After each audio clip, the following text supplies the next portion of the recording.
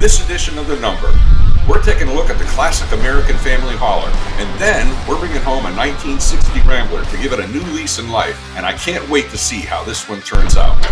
Okay. No problem at all. It's good.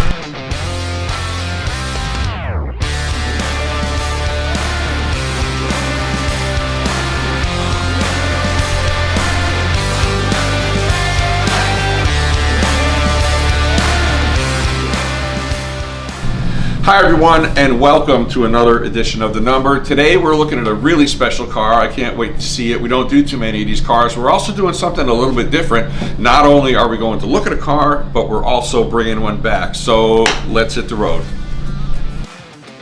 So we're doing things a little bit different in this episode. We usually take a look at the car first, but my partner Rick has a car to pick up that he's all excited about. He hasn't told me what it is, but I'm sure it's something cool.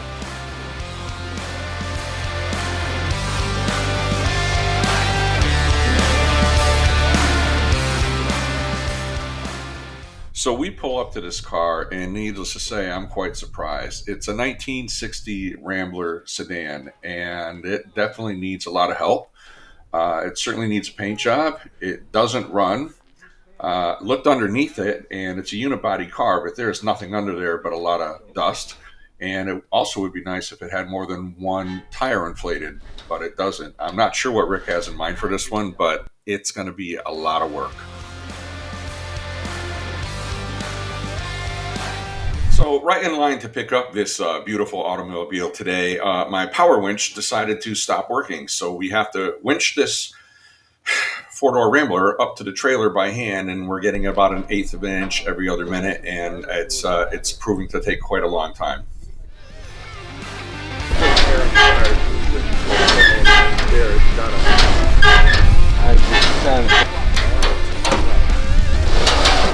How do you get in there when you don't have keys?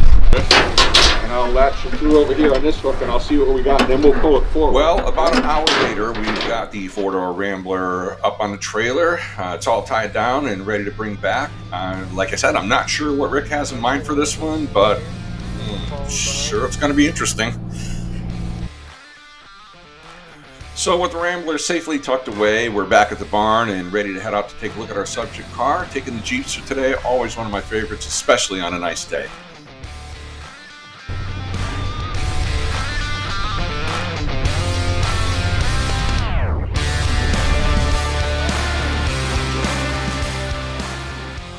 And here's our subject car. This is a 1954 Nash Cross Country Wagon. The design for these cars was truly inspiring for its day, with the styling work taking place with Nash's own design house, working with Pininfarina of Italy. These cars were really, really something to look at with their absence of wheel cutouts and lots of trim. They were really something to see on the road in the 1950s.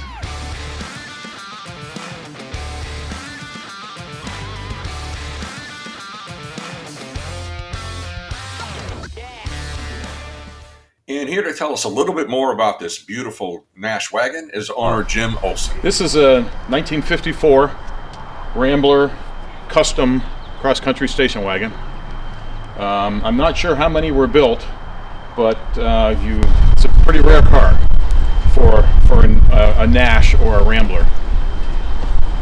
This car was found in a collapsing semi-abandoned commercial building in eastern Oregon.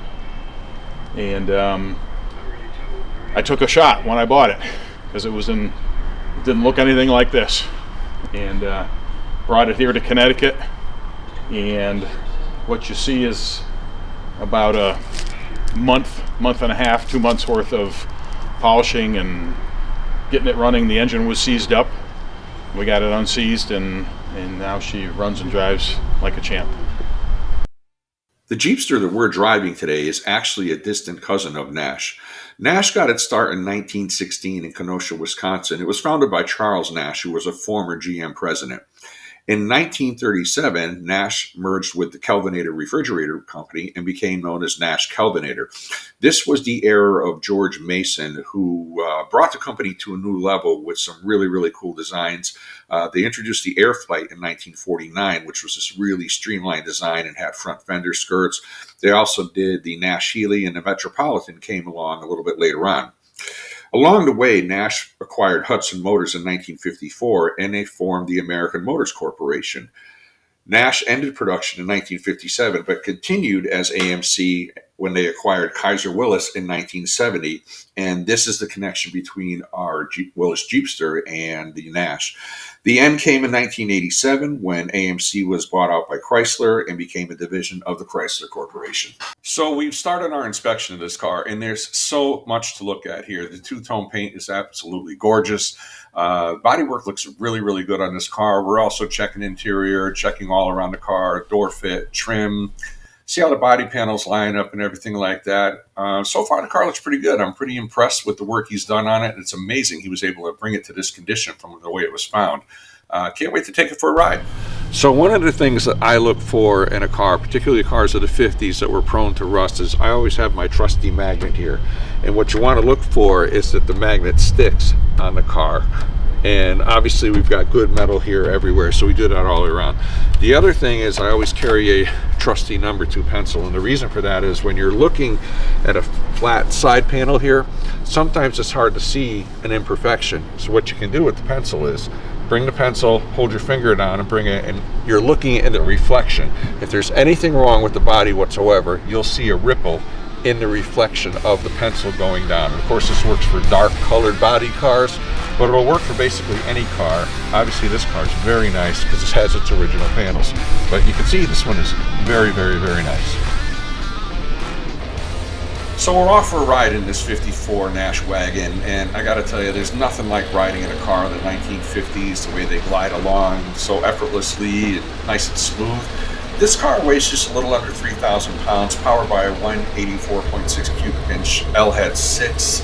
0 to 60 times for this car weren't very good, about 18 seconds. However, this was a family hauler, more suited for estate driving or driving through the country than it would be obviously on the track. But I'm impressed with this car. It's very tight, no real big noises or anything like that. It just glides along the road like it owns it.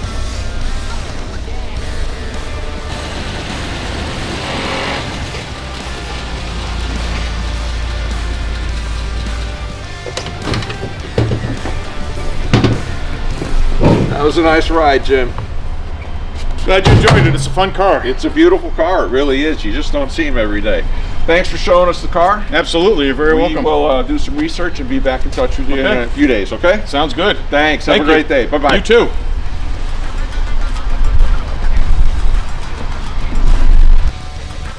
So we're back on the road from looking at Jim's 54 Nash, and I gotta say, it's a really nice car. It presents really well, it drives nice, it runs nice, and it's everything that a 1950s car could be.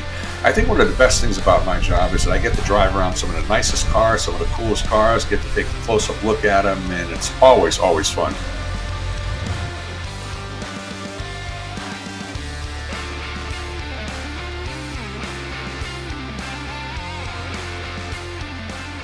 Back in the office now, looking over some of the data on Jim's wagon. I'd have to say it's a really nice car. It presents well, it rides well, and it also retains a lot of its original components. I was rather surprised in the database to find 3 sales of this particular car, similar models anyway, and I'm very comfortable putting a value on this car of $30,750. I'm pretty sure this car would command all of that at any given auction.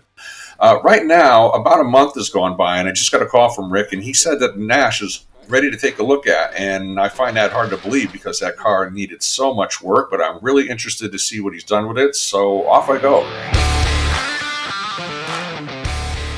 It's always fun headed over to Rick's house because he's got a rather eclectic collection of things in his yard that just make the place so interesting, and a lot of things that he has, he turns them into some really special artwork, and can't wait to see this Rambler.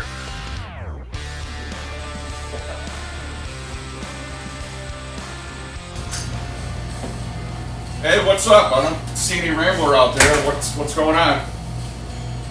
Rambler? That's long gone. That's sold?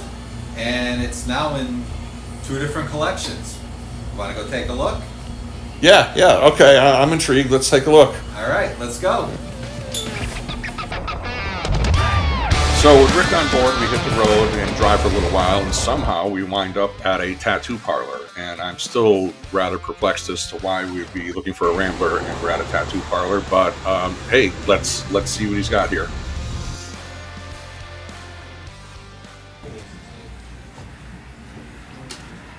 I'm not sure what we're doing here, but you tell me.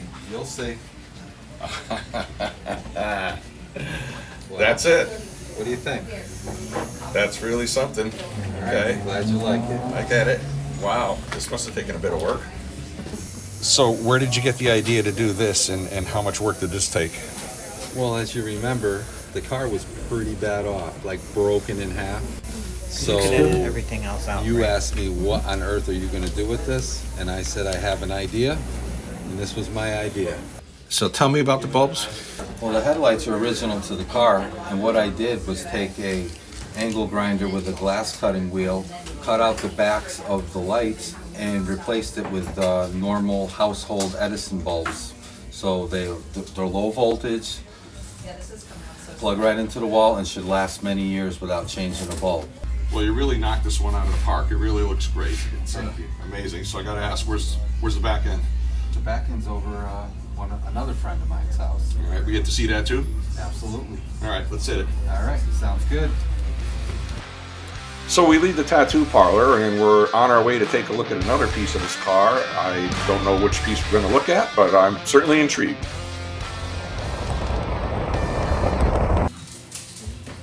Come on in, Dennis. Wow, this is a pretty nice room. Lots of cool stuff. It is. And there it is. Yep. Wow, the back end. Yes, it ended up in a good friend's collection, and I think it's perfect, in a perfect place. Let's put it that way. It looks unbelievable. I can't believe this car still lives in 2 different places. It does. Wow, it really does look nice. Okay, so LED lighting, right? Yep, I converted it to LED. And the same patina. Original patina, polished as best as I could. Yeah, and this is the original chrome. Original chrome. And you had, I thought you were missing all the letters, but you do have them. I do have all the letters, and we even have the original dealership tag from New Haven, Connecticut. So this is the same license plate that's on the front end of the car? Correct. Wow, even the dog likes it. Yeah. Wow, you got a shelf up top here. Yep, we made a shelf, and it makes a perfect TV stand. This looks amazing, Rick. You did a great job. Well, thanks. Wow. I enjoy doing this kind of work. I can't believe that this Rambler lives on in different pieces and in different places. As for the rest of the car, it kind of went to old car heaven, but not before giving up a pretty decent interior, which it had, and also the dashboard went to somewhere else. So all was not lost. Rick definitely saved what he could on this car and definitely turned it into some very artistic pieces. It's been so much fun checking out Jim's wagon that he brought back to life, and he really, really did a great job with it. It's also been fun checking out this Rambler here that somehow found a new lease on life. Although it won't see the road again, it certainly lives on in different places. We hope you've enjoyed the show, and we'll see you next time on The Number.